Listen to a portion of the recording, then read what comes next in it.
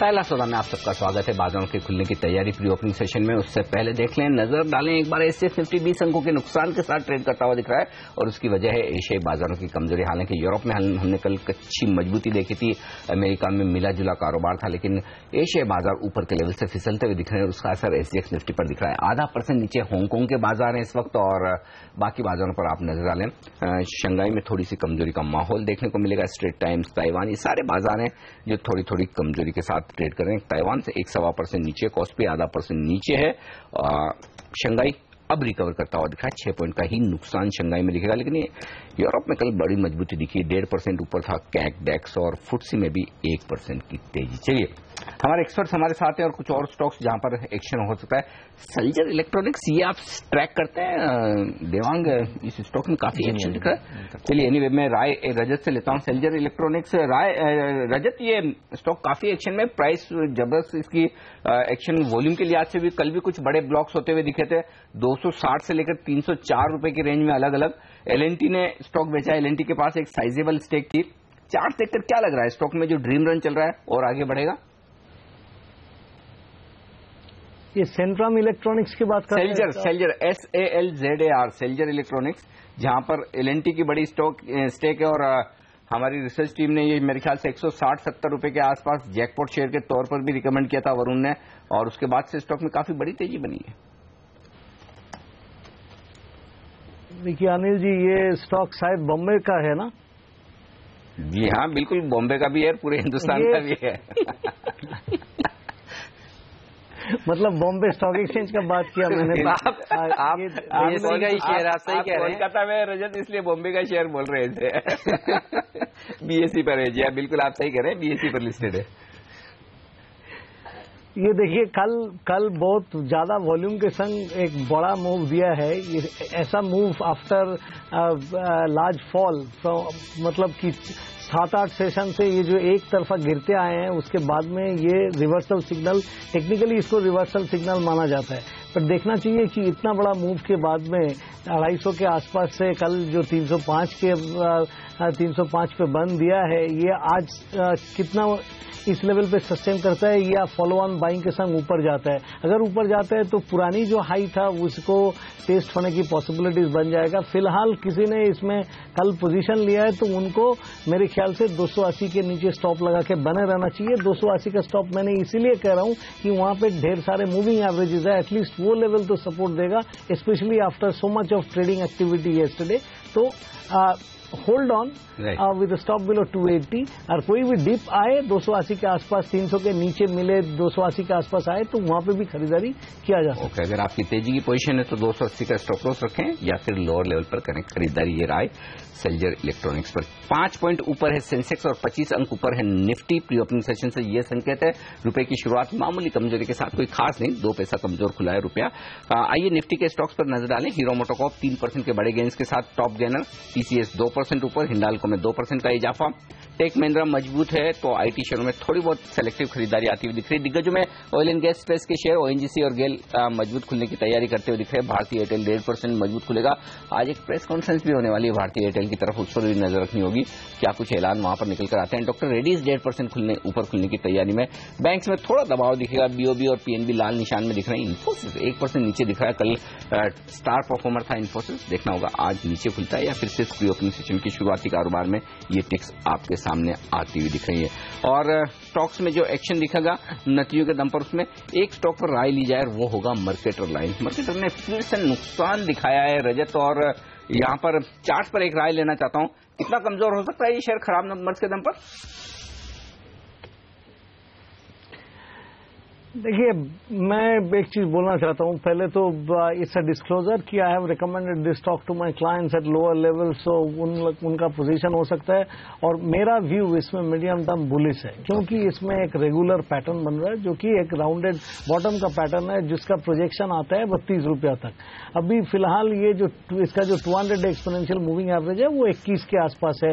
जब तक 21 का लेवल, 21 से 19 का जो सपोर्ट जोन है वो जब तक तोड़ नहीं देते तो तो मैं इसमें यही बोलूंगा कि ये नीचे आए तो भी इसमें खरीदारी कीजिए। And overall in the shipping industry there is a clear turnaround signal at least on the charts. Whether shipping industry is running around or not वो मैं नहीं जानते, लेकिन इतना मैं बोल सकता हूँ आपको कि आप शिपिंग इंडस्ट्री का स्टॉक्स देखें तो लगेगा आपको कि उसमें तो डेफिनेटली एक टर्न अराउंड सिग्नल मिल रहा है। तो इसलिए मध्यम अवधि के नजरिया से इसमें खरीदारी कीजिए, कोई भी डिप मिले तो। ऑलराइट, चलिए हेमंत ठुकराल भी हमारे साथ अब जुड़ चुके हैं। हेमंत, आप कैसे देख रहे हैं बाजार के इस सेटअप को, और क्या लग रहा है 8,600 के ऊपर निकलकर वहां पर टिक पाएगा बाजार? और दूसरा सवाल मेरा पीएसयू बैंक्स पर है। 5-6 दिनों की एक तरफा तेजी के बाद कल इनमें थोड़ी सी थकान दिखी है, क्या ये थकान आज और बढ़ सकती है या कल की गिरावट के बाद तेजी में आ सकते हैं?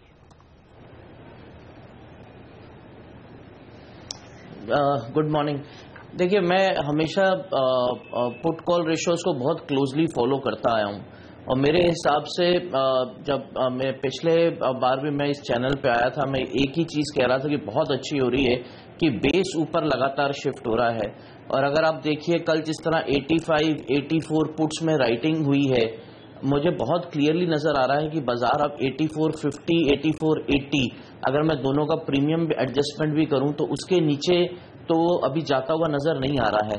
How much time it will take, कितना वक्त लगेगा 8650 क्रॉस करने में, वो बताना बहुत मुश्किल है। बट मेरे हिसाब से एक अहम रेजिस्टेंस है, और साथ में बैंक निफ्टी कल 19,100 क्रॉस नहीं कर पाया, वो भी एक अहम रेजिस्टेंस थी।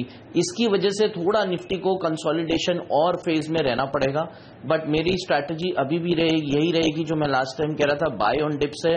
पिछली बार मैंने टारगेट 8650 का दिया था, मैं अभी भी मुझे लग रहा है 8650 से 8680 वहां एक बार मुझे बाजार जाता हुआ जरूर लग रहा है, वहां पे थोड़ा रेजिस्टेंस आएगा। तो अगर कोई भी करेक्शन का चांस मिलता है आज कल में, तो उसको एक बाइंग अपॉर्चुनिटी की तरह इस्तेमाल करें, और मेरा स्टॉप लॉस रहेगा 8480 निफ्टी पे।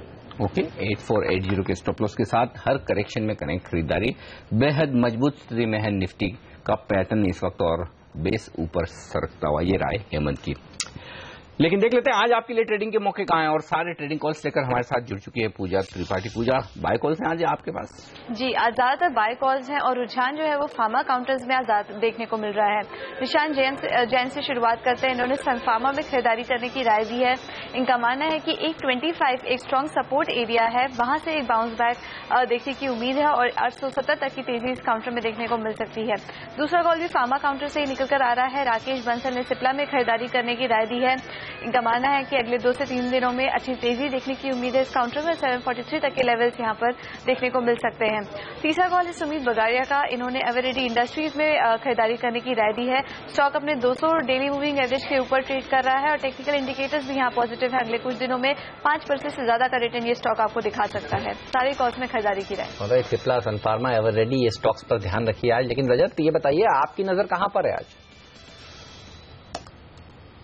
मेरा नजर भी आज बुलिश है, तो इसलिए मैं एक तो फाइनेंशियल टेक्नोलॉजीज का स्टॉक चुनना चाहता हूं। उसमें थोड़ी सी डिप में, मतलब डिप 155 तक मैक्सिमम आप खरीदारी कर सकते हैं। उसके बाद में 152 के नीचे स्टॉप लगाइए। टारगेट रहेगा 163, 68 और 72। कल तक ये लेवल हासिल हो जाना चाहिए, ऐसा मैं उम्मीद करता हूं। और पूजा इज राइट, इवन मैंने भी एक फार्मा काउंटर चुना है। ये करेक्शन कंप्लीट करके थोड़ी ऊपर जाने की सिग्नल दे रहा है, दैट इज लुपिन लिमिटेड। इसमें 1659 के नीचे स्टॉप लगाइए। 1697, 1704, 1714। मेरा टारगेट 1733 तक है, लेकिन फिलहाल 1714 का टारगेट आपके यहाँ पे दे रहा हूँ। ये कल तक आ जाना चाहिए। ओके, तो ये सारे ट्रेडिंग कॉल्स जहां पर आज आपको मिलेंगे मौके खरीदारी के। फार्मा स्टॉक्स इंटरेस्टिंगली ज्यादातर एक्सपर्ट्स की नजर में आते हुए दिख रहे हैं, तो आज यहां पर थोड़ा एक्शन शायद बढ़ता हुआ नजर आए। लेकिन एक्शन देख लेते हैं कहां दिख रहा है। सीमेंस से यहां पर 2% मजबूत दिख रहा है स्टॉक प्री ओपनिंग सेशन में।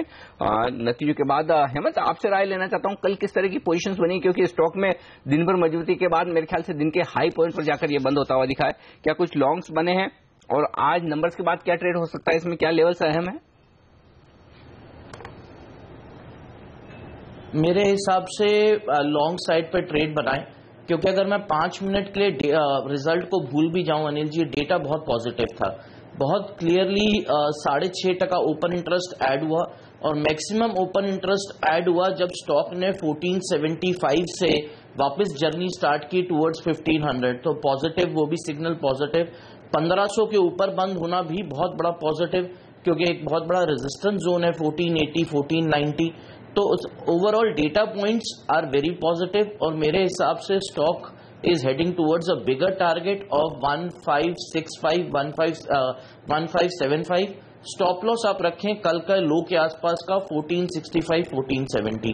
तो मेरे हिसाब से stock is a buy on dip और मुझे लग रहा है कि आने वाले 1 या 2 ट्रेडिंग सेशंस में ही जो मैंने टारगेट सजेस्ट किया है वो आ सकता है। चलिए, बाय ऑन डिप्स की रणनीति रखिए। एक साल में 65% की रैली दिखा चुका है। 52 वीक लो देखिए 770 का था, वहां से काफी अच्छा प्रदर्शन स्टॉक ने दिखाया है। अच्छे नंबर्स भी आज इसने पेश किए हैं। स्टॉक पर नजर सबकी होगी, लेकिन अब आप देखिए प्री ओपनिंग ट्रेड्स थोड़े सेटल होते हुए बालाजी टेली 20% जो कल दौड़ लगा चुका था, आज 10% ऊपर खुलने की वापस तैयारी करता हुआ। रैमको सिस्टम्स और रैमको सीमेंट के अच्छे नंबर्स के बाद ये स्टॉक मजबूती के साथ आज खुल सकते हैं, इस तरह के संकेत मिल रहे हैं। और कमजोरी दिखा सकता है मर्केटर अकेला नहीं है। अक्साले काले ये एक और कंपनी है जिसने कमजोर नतीजे पेश किए। शारदा क्रॉपकेम के नंबर्स कमजोर आए। ये सब स्टॉक्स देखिए 4% नीचे खुलने की तैयारी करते हुए। पासरना और डेवलपर्स के नंबर्स कमजोर थे, 3% की गिरावट यहां पर देखने को मिल सकती है। और प्रिज्म सीमेंट के नंबर्स ने भी निराश किया। प्रिकॉल के नंबर्स भी अच्छे नहीं थे, 57% 73% इसका भी प्रॉफिट घटा है। तो ये तमाम कंपनीज हैं जिनके नंबर्स के बाद आज एक नीचे की साइड रिएक्शन देखने को मिल सकता है इन तमाम शेयरों में। लेकिन मारुति पर भी नजर रखिए, यहां पर कुछ अच्छी रिपोर्ट्स आई हैं। आपसे राय लेना चाहूंगा हेमंत में मदरसन सुमी पर। इसके नंबर्स आज आने वाले हैं। कल हमने देखा फ्रेश लॉन्ग्स यहां पर बनते हुए नजर आए। डेटा आपको क्या सजेस्ट कर रहा है कि यहां पर आज तेजी की जा सकती है?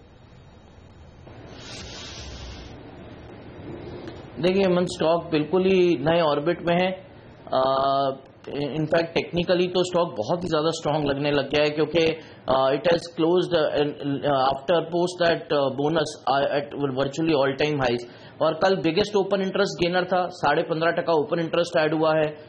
रोल ओवर जो प्रीमियम टू फ्यूचर कॉस्ट है वो इंक्रीज हुई है। तो क्लियरली लॉन्ग पोजीशंस बनी है।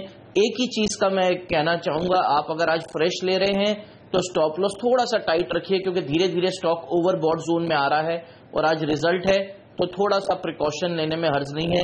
मेरा स्टॉप लॉस अब रहेगा 383 का, लेकिन अगर ये 405 क्रॉस कर जाता है तो एकदम से स्टॉप लॉस रिवाइज कर दीजिए 396 पे।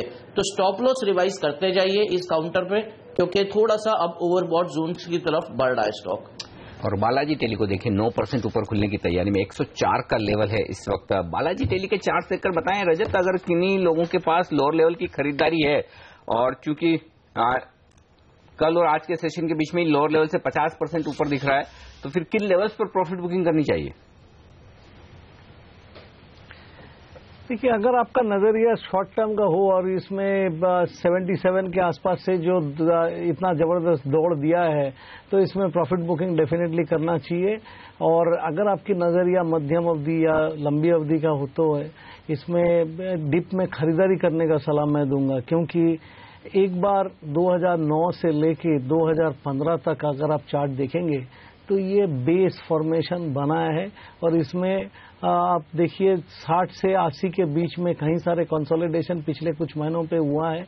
कल स्टार निकल गया, कुछ नया इन्वेस्टर आया है और इसमें हमको जो दिख रहा है कि ये ऊपर की तरफ एक बड़ा मूव के लिए तैयारी हो रहा है। तो इसीलिए इसमें मध्यम से लंबी अवधि का नजरिया रख के कोई भी डीप में खरीदारी करने से आपको फायदा ज्यादा हो सकता है। बट शॉर्ट टर्म में अगर आपको अच्छी मूवमेंट मिला है और आपने प्रॉफिट बुक करना चाहता है तो जरूर कर सकते हैं, क्योंकि शॉर्ट टर्म ट्रेडर्स वो जो जिस नजरिया से इसमें घुसे थे उसका नजरिया पूरा हो गया, उसको तो प्रॉफिट बुकिंग करना ही चाहिए। बिल्कुल। चलिए, लेकिन आज सबसे ज्यादा फोकस रहने वाला है आईटी कंपनियों पर। Tech Mahindra, HCL tech, Infosys, TCS, Wipro, ये तमाम ऐसा पैक है जो मजबूती के साथ खुलने की तैयारी करता हुआ कॉग्निजेंट के अच्छे नंबर्स के बाद। नतीजों के ऊपर सबका फोकस है। अरविंद एक ऐसा स्टॉक है जिसमें शॉर्ट साइड की पोजीशंस बनती हुई दिख रही थी हेमंत कल के दिन। ये बताइए कैसे ट्रेड करना चाहिए? जिन्होंने शॉर्ट पोजीशंस बनाई हैं उनको अब कवर कर लेनी चाहिए नंबर से पहले, या इंतजार करना चाहिए और नीचे जा सकता है? आप कैसे ट्रेड करेंगे इसे? देखिए नंबर्स तो प्रेडिक्ट करना बहुत मुश्किल है, but the way the short positions आज भी बने हैं, कल भी बने, ऐसे लगता है कि ये कॉन्ट्रैक्ट स्टार्टिंग से ही अरविंद प्रेशर में रहा है और लास्ट कॉन्ट्रैक्ट का एक तरह से हीरो थे ये मिड कैप साइड में।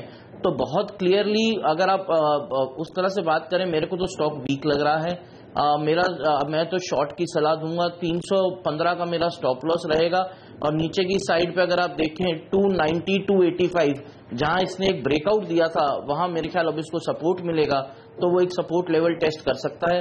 बट यहाँ मैं एक केवियट जरूर बोलना चाहूंगा कि मुझे रिजल्ट्स का बिल्कुल आइडिया नहीं है, तो प्लीज स्टॉप लॉस बहुत टाइट लगाकर चलें। ओके, ये राय आती यहाँ पर अरविंद के रिजल्ट पर आज देखना होगा किस तरह की यहाँ पर सिचुएशन बनती है। इस बीच साफ तौर पर बाजारों के खुलने की तैयारी और बेहद मजबूत शुरुआत होने के आसार दिख रहे हैं। यहाँ पर 68 पॉइंट ऊपर 70 पॉइंट ऊपर खुल रहा है सेंसेक्स और निफ्टी 8,585 कल के हाइस के आसपास। तो एसजेक्स निफ्टी देखकर जो ट्रेडर अंदाजा लगा रहे थे कमजोरी का, या फिर सिंगापुर के ट्रेडर, हमें ऐसा लगता है कि सिंगापुर के ट्रेडर्स को भी थोड़ा डेटा एनालाइज करना चाहिए। लगातार 3-4 दिनों से गलत पड़ रहे हैं, रोज वहां पर 30-40, अभी भी देखिए 6 पॉइंट नीचे दिख रहा है एसजेक्स निफ्टी, या फिर वहां के बाजार भी थोड़े संकेत हमारे बाजारों से लेना शुरू करें तो शायद सही ट्रेड करेंगे। लेकिन फिलहाल साफ तौर पर इसमें कोई डाउट नहीं कि एसजेक्स निफ्टी के विपरीत हम काफी मजबूत खुलने वाले हैं और ये मजबूती आती दिखेगी आपको आज भारतीय बाजारों में। कुछ स्टॉक्स पे जो एक्शन में दिख रहे हैं प्री ओपनिंग सेशन में, IT share, tech Mahindra, HCL tech ये मजबूत है, इन्फोसिस मजबूत है। कुछ खरीदारी दिख रही है केन इंडिया में, 0.2% की तेजी है। देखना होगा केन इंडिया का स्टॉक आज कैसा ट्रेड करता है और वेदांता 1% ऊपर। जाहिर सी बात है कि अगर अविवा जैसे बड़े इन्वेस्टर्स यहाँ पर मर्जर के खिलाफ हैं और अगर मर्जर नहीं होता है तो ये केन इंडिया के लिए पॉजिटिव होगा और वेदांता के लिए नेगेटिव, तो वो एक इम्पैक्ट हो सकता है। लेकिन आईटी शेयर बाजार को ऊपर ले जाएंगे आज, ये बात तय है।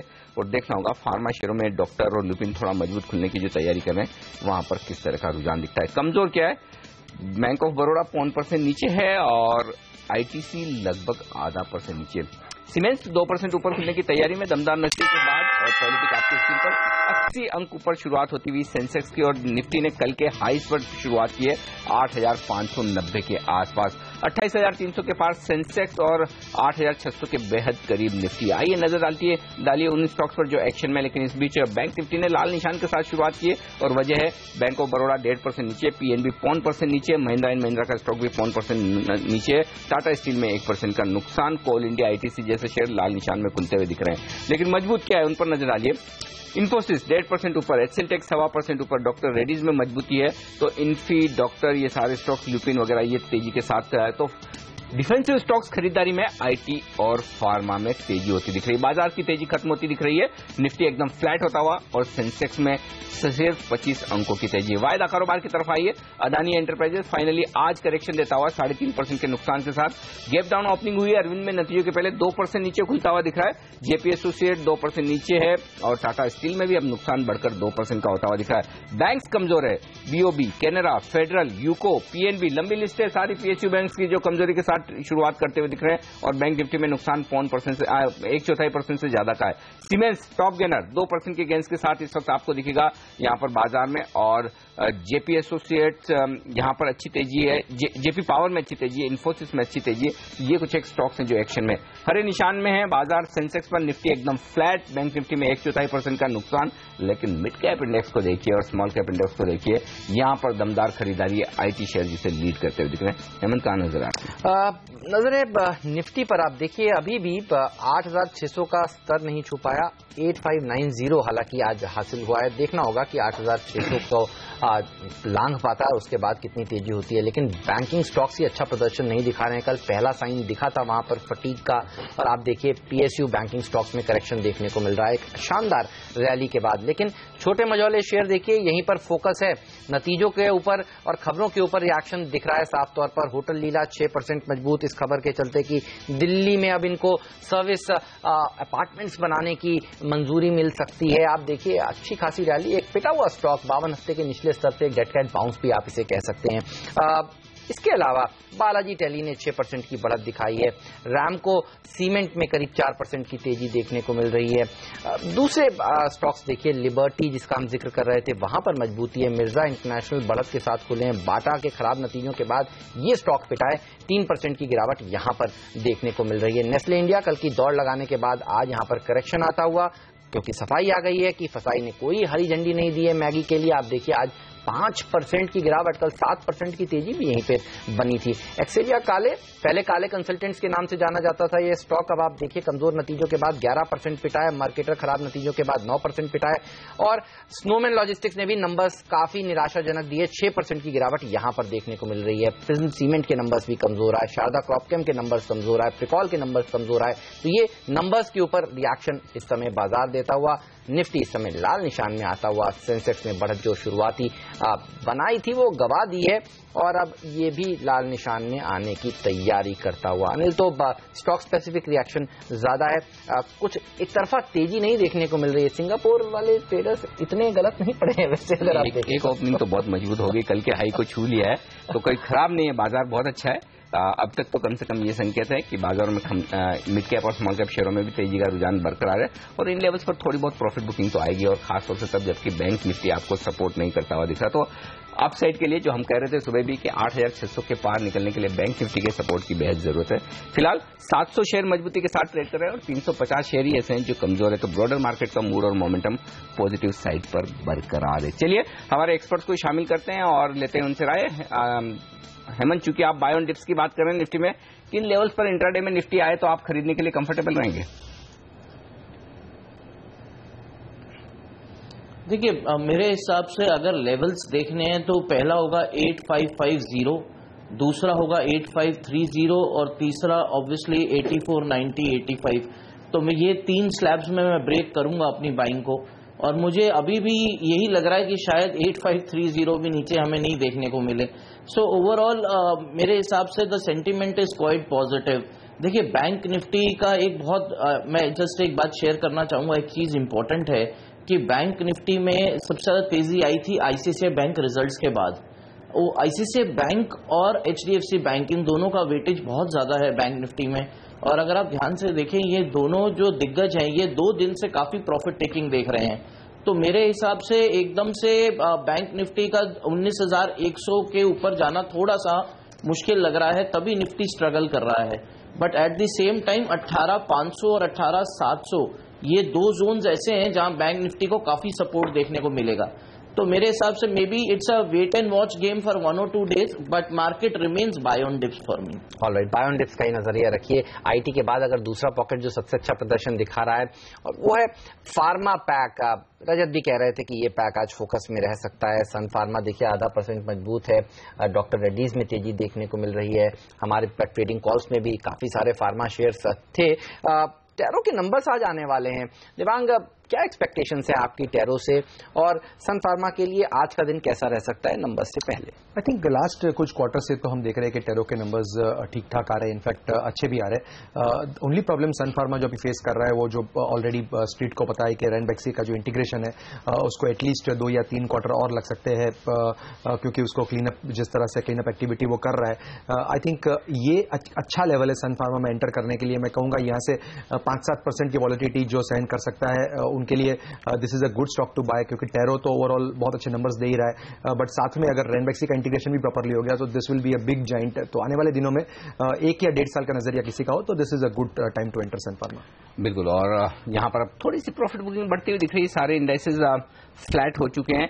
बैंक निफ्टी 1/4% नीचे, तो थोड़ी प्रॉफिट बुकिंग बाजार में इस वक्त आती हुई दिख रही है। एक मजबूत शुरुआत के बाद ये संकेत साफ तौर पर दिख रहे हैं और इस प्रॉफिट बुकिंग को लीड कर रहे हैं बैंकिंग शेयर और कुछ हद तक मेटल शेयर, जहां पर प्रॉफिट बुकिंग आती हुई दिख रही है। बैंक्स में अब देखिए आईसीआईसीआई बैंक जो अच्छे ड्रीम रन में था, यहां पर 1% का नुकसान होता हुआ दिख रहा है।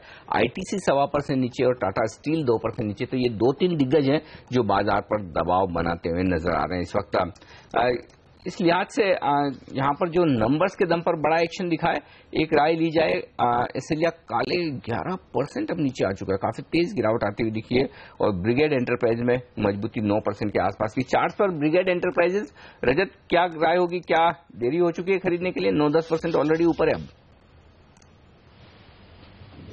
देखिए, ये कितने दिनों से कंसोलिडेट कर रहा था और 140 से 150 का जो स्तर था उसको पार नहीं कर पा रहा था almost for the whole month of July. उसके बाद में आज जो मूवमेंट दिया है this was quite expected. But एक चीज जरूर कहना चाहिए कि ब्रिगेड एंटरप्राइजेस जब भी इतना ऊंचाई का मूव देता है वो बाद में रिट्रेस कर जाता है, तो इसलिए जोश में आके इस लेवल पे खरीदारी करने के पहले थोड़ा सा सोच लीजिए, क्योंकि 160 से 65 के बीच में फिर से सप्लाई आने की पॉसिबिलिटीज है। तो वो सप्लाई अगर विथस्टैंड करके वो आगे जाता है तो बाय ऑन स्ट्रेंथ कीजिए या तो बाय ऑन डिप्स कीजिए, but this is definitely a buy on dips counter. MTNL देखिए मजबूती के साथ खुला है, वैसे काफी तेजी दिख चुकी है यहाँ पर। कल जिस तरह से कैबिनेट ने मंजूरी दी है कि सीडीएमए का जो स्पेक्ट्रम सरेंडर किया गया उसके एवज में इनको एमटीएनएल को 460 करोड़ रुपए के आसपास मिल रहे हैं, ये स्टॉक ने एक अच्छा रिएक्शन आज के सत्र में दिखाया है। बाकी आप देखिए टाटा स्टील के शेयर में भी तेज गिरावट ही देखने को मिल रही है। जिस तरह से यूरोप में चर्चा चल रही थी इनके लॉन्ग प्रोडक्ट्स कारोबार को बेचने के लिए, वो बात अब ठंडे बस्ते में पहुंचती हुई नजर आई है। 1.5% की गिरावट यहां पर आज देखने को मिल रही है। आप थोड़े कॉशियस थे देवांग, और आप देखिए टायर कंपनियां जिन्होंने एक ड्रीम रन दिखाया है पिछले कुछ दिनों में, सीएट, अपोलो, जेके टायर, आज यहां पर प्रॉफिट बुकिंग देखने को मिल रही है। दूसरा स्पेस जिसने आउट परफॉर्मेंस दिखाई थी वो है PSU banking pack. Bank of Baroda, PNB, OBC, Canara bank, IOB, UCO bank, लंबी लिस्ट है इन सब पीएसयू बैंकिंग स्टॉक्स की जो आज लाल निशान के साथ ट्रेड कर रहे हैं।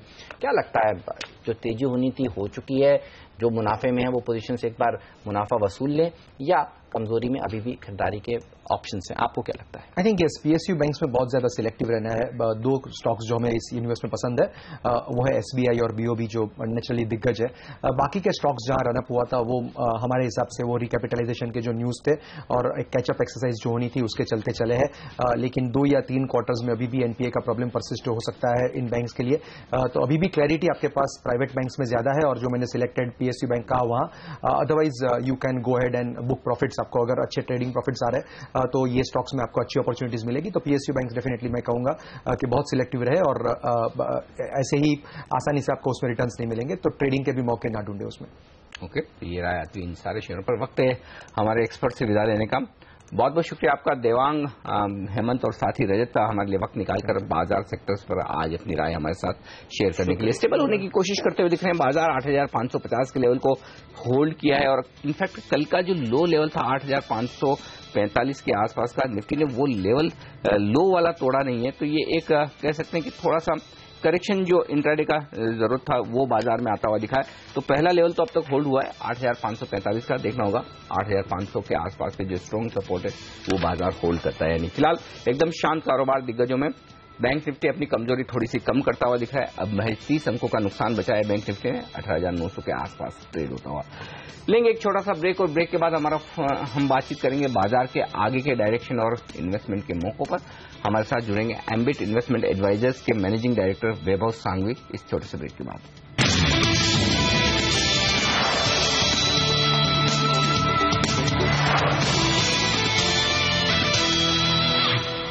बाजार रिकवर करने की कोशिश करते हुए दिख रहे हैं। फिर से 30 अंक ऊपर है सेंसेक्स और निफ्टी 8,575 के लेवल के आसपास, और मिड कैप इंडेक्स में अब 1/4% की मजबूती। बैंक निफ्टी अब 18,900 के ऊपर ट्रेड करता हुआ दिख रहा है। बेहतरीन तेजी का माहौल बाजार में पिछले 6-7 ट्रेडिंग सेशन से साफ तौर पर नजर आ रहा है। बाजार के आगे की डायरेक्शन पर बातचीत करने के लिए हमारे साथ एम्बिट इन्वेस्टमेंट एडवाइजरी सर्विसेज के मैनेजिंग डायरेक्टर वैभव सांघवी कार्यक्रम में शामिल हो रहे हैं। वैभव जी, गुड मॉर्निंग, स्वागत है आपका सिग्नल की आवाज पर। बड़ा ड्रीम रन चल रहा है खासतौर से मिड कैप और स्मॉल कैप शेयरों में जो तेजी हो रही है। हम लाइफ टाइम हाई से इतना दूर है सेंसेक्स निफ्टी पर, लेकिन ये तो पहले ही लाइफ टाइम हाई बना रहे हैं हर रोज। सबसे बड़ा डिफरेंस ये है कि प्रीवियस टू अर्लियर आपके एफआई ड्रिवन मार्केट्स चल रहे थे। करंटली आप देखेंगे कि डोमेस्टिक इनफ्लोज प्रीटी कंसिस्टेंट है अक्रॉस डोमेस्टिक म्यूचुअल फंड्स, और हम हमेशा देखेंगे कि जब भी डोमेस्टिक डिमांड आती है यू विल ऑलवेज सी कि ये मिड कैप शेयरों में काफी इंटरेस्ट रहेगा, और वही हो रहा है बिकॉज एफआई जनरली प्रिफर्स कि वो लार्ज कैप में इंसुलेटेड रहे।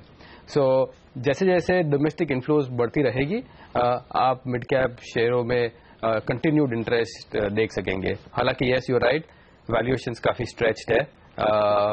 हमको अर्निंग्स देखनी पड़ेगी कि एक बार ऊपर आ जाए और फिर थोड़ा सैनिटी आए तो you can look for fresh mid caps. हम ये भी देख रहे हैं कि ईपीएफओ इतिहास में पहली बार भारतीय बाजारों में आज पैसा लगाने वाला है। आप जैसे एक्सपर्ट्स इसको किस तरह से देख रहे हैं? सही दिशा में उठाया हुआ कदम? एकदम सही दिशा में उठाया हुआ कदम है। भारत का कोई भी निवेश का जो भी इन्वेस्टर है उसका एक्सपोजर टुवर्ड्स इक्विटी मार्केट्स आप देखेंगे तो is pretty low on a comparative basis to the world investors. EPFO एक काफी अच्छा सेविंग टूल है फॉर ऑल सैलरीड एम्प्लॉइज या और ब्रॉडर पब्लिक। सो उनका exposure in equity markets is a big welcome. वो आना ही था। I mean though it has happened late, but it's always good to be right. That is how it is. लेकिन banking शेयरों पर आपसे खासतौर से राय लेना चाहूंगा, खासतौर से पॉलिसी के बाद क्या लग रहा है? क्या जो 5-6 दिन इतना बड़ा रनअप हुआ है, बैंक्स अब महंगे नजर आ रहे हैं नतीजों को साथ में मिलाकर देखें तो, या फिर आगे आने वाली पॉलिसी में उम्मीदें ज्यादा बेहतर है और उस हिसाब से रनअप हो रहा है? प्राइवेट और पीएसयू दोनों बैंक्स क्या रहा है आपकी निवेश के लिहाज से? निवेश के लिए प्राइवेट बैंक स्टिल हम बुलिश है। आप अगर क्रेडिट पॉलिसी देखें, गवर्नर कह रहे हैं कि अभी they would be absolutely data dependent. Data dependent में हमें कोर इन्फ्लेशन नंबर्स देखना पड़ेगा over the next couple of months. हाँ, और वो ये भी बोले हैं कि in month of August because of the base effect आप इन्फ्लेशन का नंबर थोड़ा नीचे देखेंगे। बट मेरे हिसाब से I think September Fed hike अगर होता है उसका इफेक्ट देखेंगे RBI what happens pursuant to this, और उसके बाद probably they will take a call. उन लोग कॉल लेंगे वेदर टू कट रेट्स और not. In that meantime ये क्वार्टरली नंबर्स आप देखें तो प्राइवेट सेक्टर बैंक्स के नंबर्स काफी ठीक थे। हाउएवर पीएसयू बैंक्स में अभी भी हमें वो रिकवरी देखने नहीं मिली है, specially on the NPA front. Definitely government का step in terms of recapitalisation has been good. काफी स्टेप्स कर रहे हैं in terms of professionalising the management, but it is still long way to go. काफी स्टेप्स और आने बाकी है, तो हम एक्टिव वॉच पे रख रहे हैं। बट फिलहाल we are not venturing into PSUs, we are still sticking to private sector banks. Cognizant ने कल अपने नंबर्स पेश किए, काफी अच्छे नंबर्स थे। आईटी कंपनियों के ज्यादातर दिग्गजों के सबके ही नंबर सब आ चुके हैं। अब आपका व्यू क्या बन रहा है इस स्पेस पर, और अगर लॉन्ग टर्म के लिए खरीदने हो तो आप किस तरह से आईटी कंपनियों को अप्रोच कर रहे हैं? सी आईटी सेक्टर और इंडियन आईटी ऑफशोर मार्केट अगर आप देखें काफी कमोडिटाइज्ड बिजनेस है करंटली। अगर आपको ग्रो करना है you have to be differentiated, आपको वैल्यू एड देना पड़ेगा, which we think that Cognizant is doing consistently. Definitely हमने इस क्वार्टर में देखा Infosys is starting to do, और इन्फोसिस दिख रहा है कि which is away from the sector in terms of leading it. So हमें लगता है जो भी कंपनी डिफरेंशिएटेड मॉडल और डिफरेंशिएटेड सोल्यूशन देगा क्लाइंट्स को, वो आगे जाके ग्रोथ देख पाएगा, as what is happening in Cognizant. अगर कमोडिटाइज्ड बिजनेस है तो ऑलरेडी उनके वैल्यूएशन प्रीटी एडिक्वेट है, यहाँ से ज्यादा पी रेटिंग की गुंजाइश नहीं है। तो ये रहा है आईटी शेयरों पर, लेकिन जिस तरह के नंबर्स आए कैपिटल गुड शेयरों के, और खासतौर से सीमेंस में भी आज एक अच्छी मजबूती देख रहे हैं, 3% से आसपास 3.5% मजबूत हो चुका है। क्या लग रहा है आपको, क्या कहीं कोई इस सेक्टर की री रेटिंग होने की संभावनाएं दिखती है? यदि हाँ तो आपको क्या पसंद है जो दिग्गज शेयर हैं, एबीबी, सीमेंस, भेल, L and T, Havells? See in terms of capital goods और इंडस्ट्रियल्स हमारा व्यू बहुत पॉजिटिव है और बुलिश है। हमें ये भी रियलाइज करना पड़ेगा कि इसके full effect of earnings back ended होगी, बिकॉज फिलहाल तो there is order book accretion which is happening. आप देख रहे हैं कि गवर्नमेंट ऑर्डर्स दे रहे हैं विद इन वेरियस सेक्टर्स, और ये is a reflection in the books of all this companies in this sector. Definitely cost efficiencies उनके आए हैं। In addition to that capital goods sector और something like Siemens and base, you said, जो high technology products देंगे उनका maximum growth आएगा along with the localisation. So we are very very bullish on this space for next 2 years, और हमें लगता है यहाँ से काफी गुंजाइश है ऊपर बढ़ने की in all this front liner names. हमने देखा था अर्निंग सीजन की शुरुआत में आईटी कंपनियों ने एक नंबर्स को लेकर वार्निंग दी थी और सन फार्मा ने भी वार्निंग दी थी। उसके बाद एक काफी तेज गिरावट देखने को मिलती ज्यादातर फार्मा कंपनीज में। इस गिरावट के बाद क्या अब ये तैयार है खरीदारी करने के लिए और इस स्पेस पर आपका क्या व्यू? आज हम देख रहे हैं डॉक्टर रेड्डीज, डिवीज, बायोकॉन, ल्यूपिन, सिप्ला, सन, ये एक पूरा पॉकेट है, स्ट्राइड, ज़ार्को लैब, लंबी लिस्ट है, औरोबिंदो फार्मा जो काफी अच्छी तेजी दिखा रहे हैं। आप कैसे अप्रोच करें इस स्पेस को? फार्मा सेक्टर में हमारा view purely bottom up driven stocks है, इन द सेंस के पूरा सेक्टरल कॉल लेना in pharma is pretty difficult because हर एक company is dealing with 483s और वो import alerts और US FDA's issues in a different manner और हर एक के प्रोडक्ट साइकिल पाइपलाइन और रिसर्च इज डिफरेंट। सो यहाँ एक पूरा पेंट करना एक ही साथ सबको is wrong. You have to be very individual bottom up driven stock stories on this. आपने कहा कि couple of companies give profit warning, I think वो प्योरली सिनर्जिस्टिक और प्रोबेबली स्पेसिफिक इवेंट के कारण उसको वार्निंग दी पड़ी है। Yes, absolutely. सो बिजनेस में प्रॉब्लम नहीं है, I think business is pretty fine, but it is a temporary merger driven thing which is affecting it. So longer term if you ask me, view positive है, हमें कोई problem नहीं है। I mean we are absolutely positive on the management of the company, no doubt about it. It's just that कि उसका gestation period थोड़ा ज्यादा हो गया है और it will take some time there.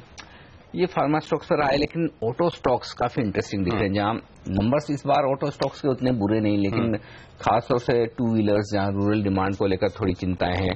Margins बेहतर कर रही हैं कंपनियां, लेकिन सस्टेन कर पाएगी ये सवाल है। टू व्हीलर्स, फोर व्हीलर्स दोनों में क्या आपको प्रपोजिशन दिख रही है? क्या कहीं कोई खरीदारी के मौके हैं निवेश के अभी भी? श्योर, फोर व्हीलर्स हम still very positive. Two wheelers में हम राह देखेंगे कि रूरल ग्रोथ पिकअप हो in terms of the economic activity.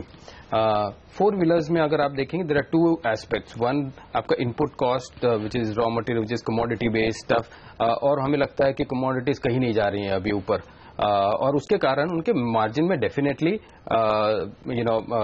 आपके बोल रहे टेल विंड रहेगा for the coming quarters. In terms of the demand, हमें लगता है कि urban consumption is picking up, urban consumption ठीक हो रहा है, प्लस आप पे कमीशन के अगर पॉसिबल होता है for in the next couple of quarters तो उसकी भी एडेड डिमांड आ सकती है। सो हमें surely we are very bullish on four wheelers. Also हम बुलिश है ऑटो एंसिलरीज पे भी। So autos and auto ancillaries is something which we like. Two wheelers के लिए फिलहाल हम रुकेंगे, we will see rural growth और इकोनॉमिक एक्टिविटी पिकअप, और फिर बाद में हम उस पर कॉल लेंगे। और मेटल्स के लिए कितना समय अभी और खराब होना बाकी है ये बताइए, क्योंकि कई बार हम देखते हैं पिटने के बाद, जैसे कल का सत्र हमने देखा एक बाइंग उभर के आई किसी खबर के ऊपर, लेकिन उसके बाद देखिए फिर ये वही अपनी चाल नीचे की तरफ पकड़ लेते हैं। कितना और समय देना चाहिए इस स्पेस को छूने से पहले?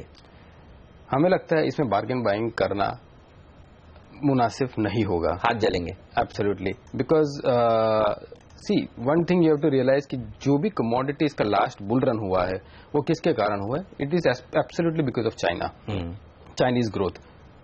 What we are seeing currently is China में there is a problem, and if there is a problem, और आप देखिए ग्लोबल कमोडिटी प्राइसेस, आप कौन सी भी कमोडिटीज ले लो, iron ore, coal, steel prices, aluminium prices, crude oil, जो भी आप ले लो, they are trading at quite all time lows type, you know. So हमें नहीं लगता है कि उसमें फिलहाल बार्गेन बाइंग करनी चाहिए until and unless you see a strong recovery both on a global side or on a China side. Be away from commodities. तो ये राय आती हुई इन मेटल स्टॉक्स पर। वैभव, बहुत बहुत शुक्रिया आपका हमारे लिए वक्त निकाल कर तमाम सेक्टर्स पर और बाजार पर अपनी राय हमारे साथ शेयर करने के लिए। लेंगे एक छोटा सा ब्रेक, और ब्रेक में जाने से पहले बता दें बाजार एकदम शार्ट ट्रेड करते हुए दिख रहे हैं। 15 अंक नीचे सेंसेक्स पर है, 5 अंक नीचे निफ्टी पर। बैंक निफ्टी 1/4% के आसपास के नुकसान के साथ ट्रेड करता हुआ दिख रहा है। मिड कैप इंडेक्स में मामूली हरे निशान के साथ होता कारोबार। फोकस होगा आज की बड़ी इवेंट पर। ईपीएफओ का पैसा बाजार में आना शुरू हो रहा है। ईपीएफओ के कमिश्नर के जालान साहब से बात करेंगे हम इस छोटे से ब्रेक के बाद, और जानेंगे कि क्या है निवेश को लेकर उनकी योजनाएं। बने रहिए हमारे साथ।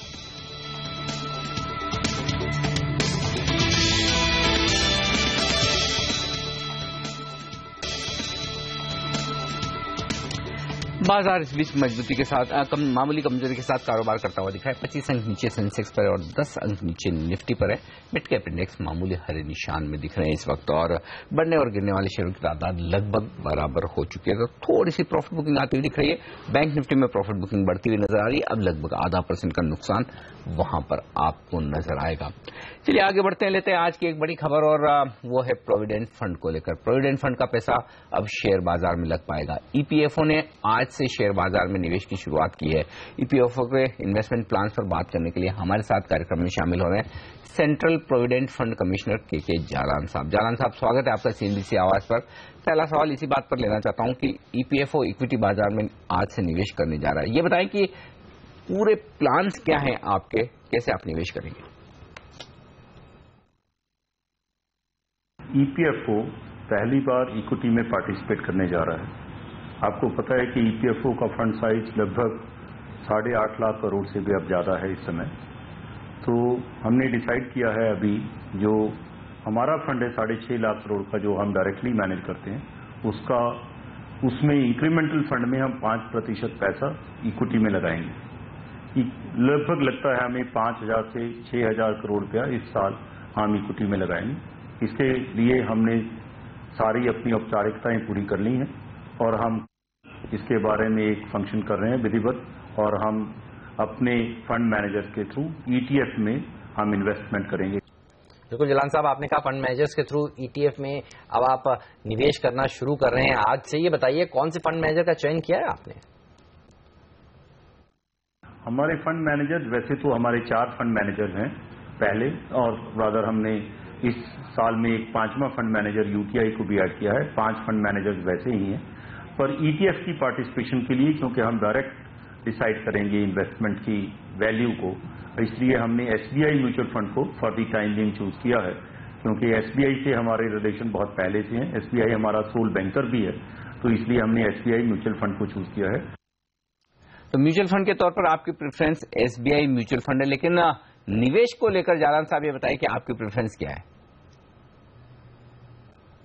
इन्वेस्टमेंट पॉइंट ऑफ व्यू से अभी तो हमने डिसाइड किया है कि एक्सचेंज ट्रेडेड फंड के माध्यम से ही हम इक्विटी मार्केट में जाएंगे। इसलिए एक्सचेंज ट्रेडेड फंड में हमने आगे डिसाइड कर दिया है कि 75% निफ्टी एक्सचेंज ट्रेडेड फंड होगा और 25% बीएसई एक्सचेंज ट्रेडेड फंड होगा। जान साहब, ये भी बताइए कि सरकार भी अब ईटीएफ्स लाने की तैयारी कर रही है। उन ईटीएफ्स में भी आप पैसा लगाने के लिए ओपन है? आप शायद बात कर रहे हैं सीपीएसई ईटीएफ की।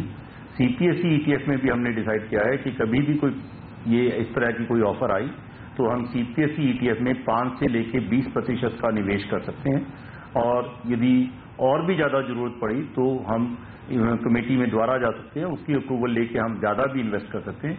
हमें कोई अच्छा मौका मिलेगा इन्वेस्टमेंट का, हम उसको चूकेंगे नहीं, चाहे वो सीपीएसई ईटीएफ से हो या चाहे किसी और ईटीएफ से हो।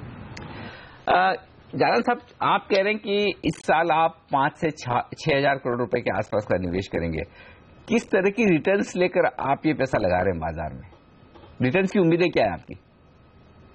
हमें जो क्रिसिल ने और हमारे जो इन्वेस्टमेंट मैनेजर्स हैं जिन्होंने हमें बताया है, उन्होंने कहा है कि लॉन्ग टर्म इन्वेस्टमेंट हम यदि कर रहे हैं तो हम 15% या उससे ज्यादा की जो रिटर्न है उसको एक्सपेक्ट कर सकते हैं।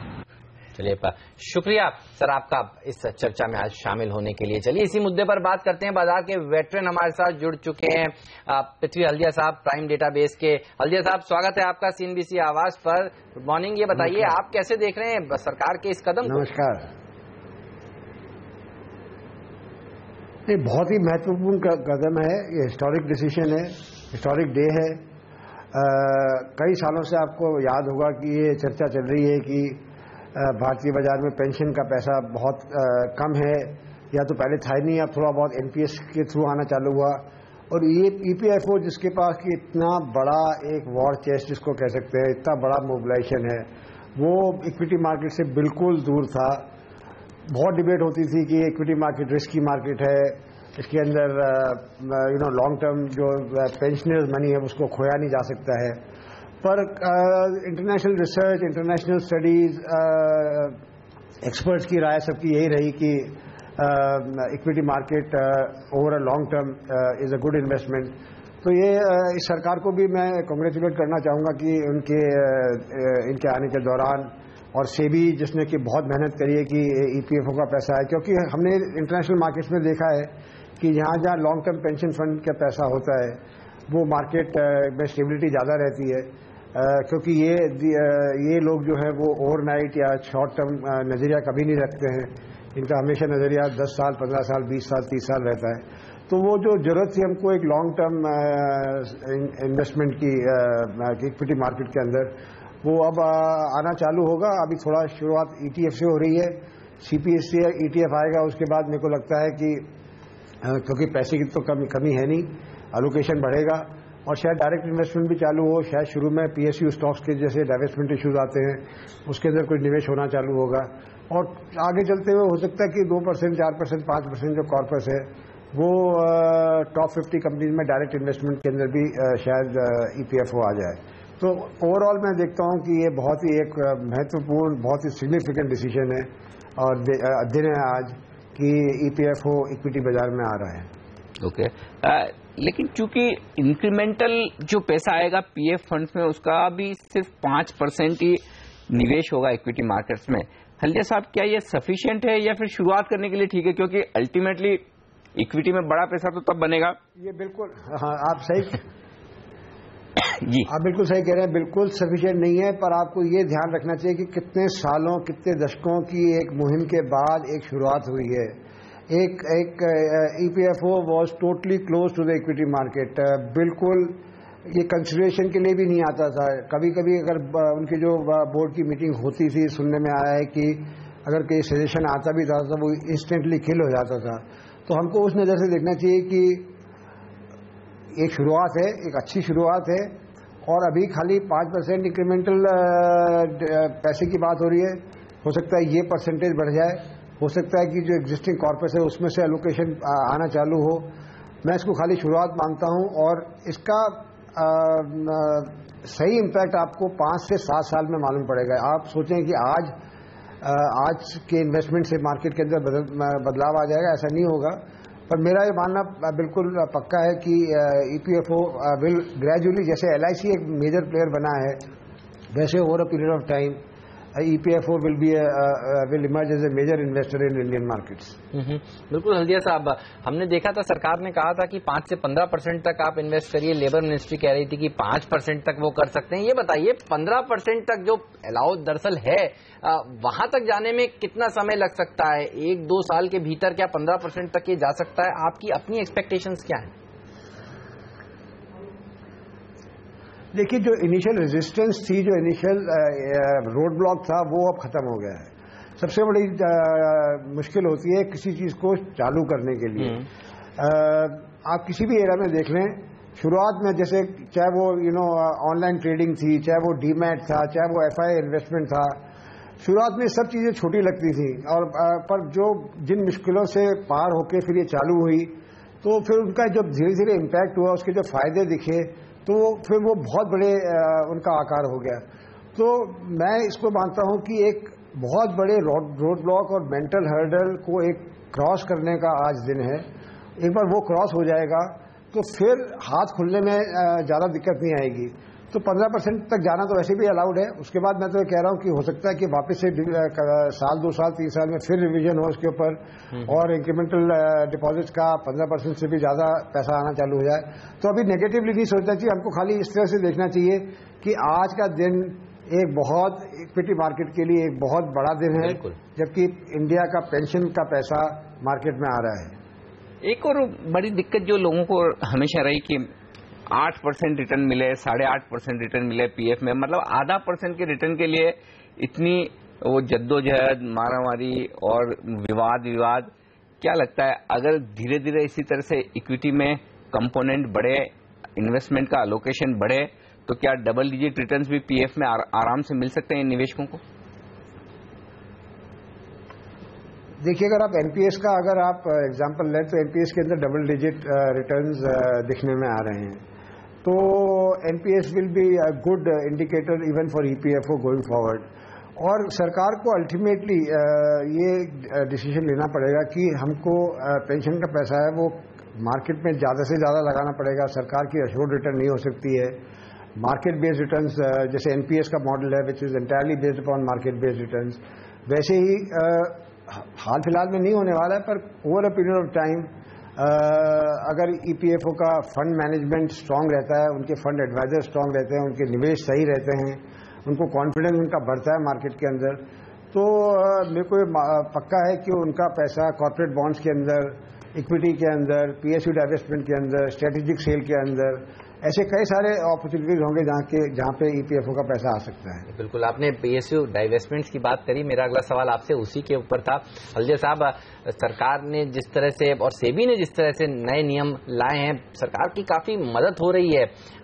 आप बताइए कि जिस स्पीड से अब तक काम हुआ है उससे क्या ये लक्ष्य आपको हासिल होता हुआ दिख रहा है, जो बड़ा लक्ष्य सरकार ने अपने सामने रखा है, या सरकार को अब स्पीड थोड़ी तेज कर देनी चाहिए डाइवेस्टमेंट की?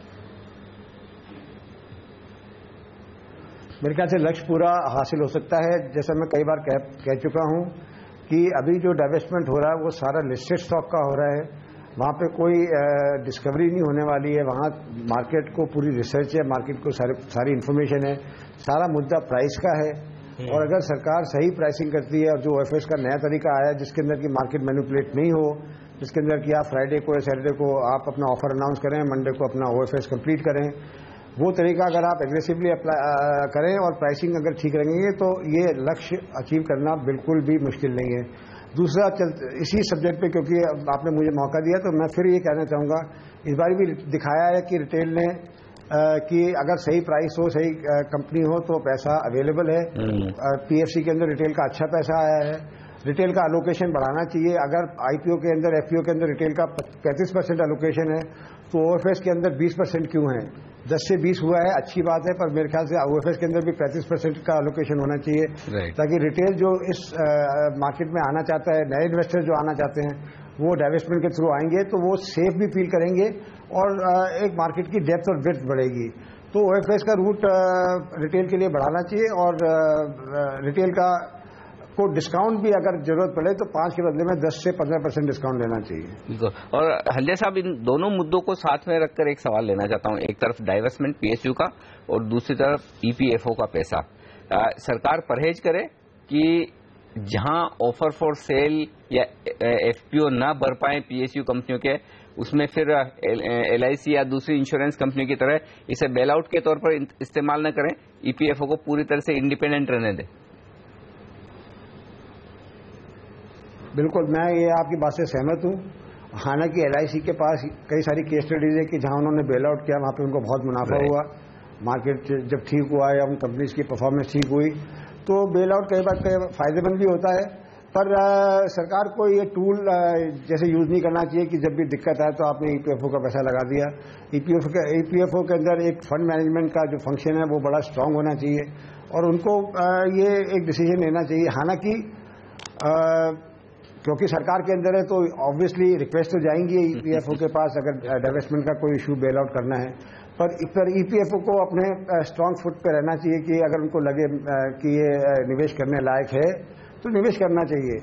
और क्योंकि लॉन्ग टर्म है तो उनको they should not be worried about short term fluctuations. बिल्कुल, शुक्रिया हल्दिया साहब आपका हमारे लिए वक्त निकालने के लिए, आज अपनी राय हमारे साथ शेयर करने के लिए। इस बड़े मुद्दे पर बड़े दिन, यहाँ ईपीएफओ का पैसा अब से भारतीय बाजार में लगना शुरू होगा और बाजार इस बीच देखिए काफी शांत कारोबार करते हुए नजर आने, उतार चढ़ाव के बीच एकदम फ्लैट है सेंसेक्स और निफ्टी। मिड कैप शेयर मामूली ऊपर, बैंक निफ्टी मामूली नीचे। पहला सौदा में आज के लिए इतना ही। लेकिन अगर कोई भी सवाल है आपके जहन में शेयर से रिलेटेड तो आप हमें कॉल करना ना भूलें। ब्रेक के बाद लेकर आएंगे सौदा आपका। हमें दीजिए इजाजत, नमस्कार।